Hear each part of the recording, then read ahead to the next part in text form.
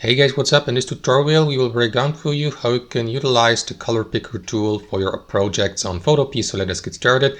Head over to your project or image on Photopea and let me add a shape, like for example a square, to my image just for demonstration purposes, and apply a custom color to it.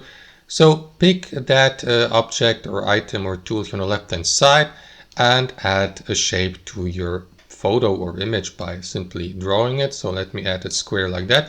And as you can see, the custom color is standard black. So to apply a custom color using the color picker tool, all you need to do, guys, is apply a color fill layer. So select your shape, in this case here the square.